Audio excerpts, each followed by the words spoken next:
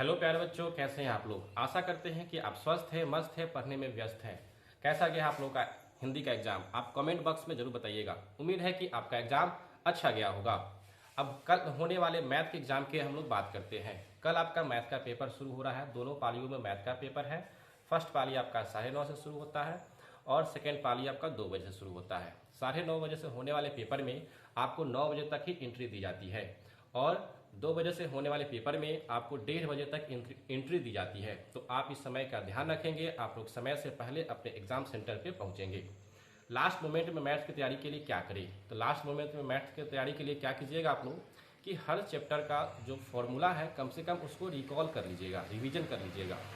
साथ ही साथ आप हर चैप्टर से एक एक प्रश्न कम से कम जरूर बनाइएगा। आपके पास समय है तो आप एक से अधिक भी बना सकते हैं या किसी ईयर का एकदम ओरली क्वेश्चन सॉल्व कर लेना है। ध्यान रखना है कि आपको ऑब्जेक्टिव जो है 100 क्वेश्चन मिलेंगे जिसमें आपको किसी 50 का जवाब देना है।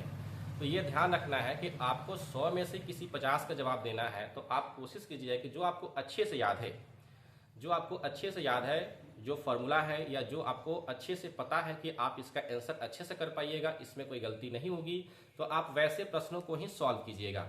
अन्यथा वैसे प्रश्न को छोड़ दीजिएगा जो आपको थोड़ा भी कठिन लगे। क्योंकि आपके पास 100 क्वेश्चन है और 100 में से किसी 50 का जवाब देना है। तो आप कितने भी होनहार विद्यार्थी क्यों ना हो, फिर भी आपको 50 प्रश्न छोड़ने ही हैं। तो मैं सलाह दूंगा कि आप कम से कम आसान आसान प्रश्न को सॉल्व करें, भारी प्रश्न को छोड़ दें। बात करते हैं सब्जेक्टिव प्रश्न में। सब्जेक्टिव प्रश्न में भी आपको 50% क्वेश्चन का ही जवाब देना होता है। तो आप आसान आसान प्रश्न को ही पहले एक बार मनन कर लीजिएगा कि आपको कौन सा प्रश्न का उत्तर देना है और कौन सा छोड़ना है। उसके बाद आप सही से उत्तर दीजिएगा। सब्जेक्टिव प्रश्न का उत्तर देने के क्रम में आप यह ध्यान रखेंगे कि आपका राइटिंग साफ सुथरा दिखनी चाहिए।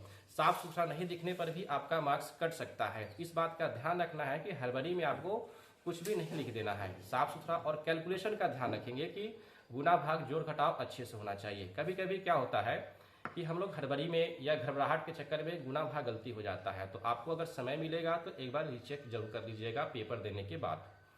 ठीक है, उम्मीद है कि आपका एग्जाम अच्छा जा रहा होगा। एग्जाम के लिए एक बार फिर से ढेर सारी शुभकामनाएं। All the best, best of luck. धन्यवाद।